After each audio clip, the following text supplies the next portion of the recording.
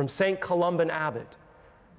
For you, King of glory, are our all, our life, our light, our salvation, our food and our drink, our God.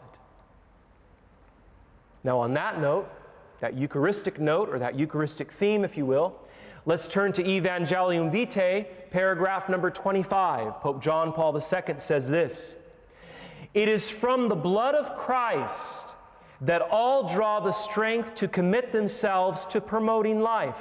It is precisely this blood that is the most powerful source of hope. Indeed, it is the fountain of the absolute certitude that in God's plan, life will be victorious.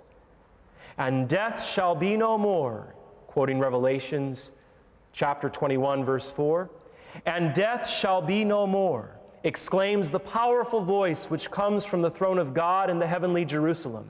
And St. Paul, too, assures us that the present victory over sin is a sign and anticipation of the definitive victory over death, when there shall come to pass the saying that is written, "Death is swallowed up in victory. O death, where is your victory? O death, where is your sting?" From 1 Corinthians chapter 15, verses 54 and 55. The Holy Father continues in paragraph number 26. "In effect, signs which point to this victory of life are not lacking in our societies and cultures, strongly marked though they are by the culture of death." So the Holy Father now is going to give us those signs which are positive right now of the gospel of life, the culture of life, amidst the culture of death. There's reason to hope. We know in Scripture that life will be victorious, death will not be. And now he's going to give us signs of the actual positive signs that exist. It would therefore be to give a one-sided picture, he says, which could lead to sterile discouragement if the condemnation of the threats to life were not accompanied by the presentation of the positive signs at work in humanity's present situation.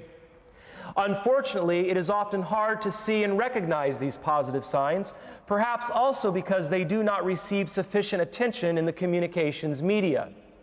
Yet, how many initiatives of help and support for people who are weak and defenseless have sprung up and continue to spring up in the Christian community and in civil society, at the local, national, and international levels, through the efforts of individuals, groups, movements, and organizations of various kinds.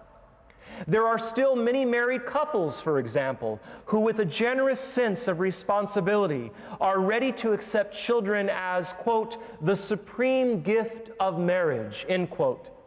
Nor is there a lack of families which, over and above their everyday service to life, are willing to accept abandoned children, boys and girls and teenagers in difficulty, handicapped persons, elderly men and elderly women who have been left alone. Many centers in support of life or similar institutions are sponsored by individuals and groups which, with admirable dedication and sacrifice, offer moral and material support to mothers who are in difficulty and are tempted to have recourse to abortion.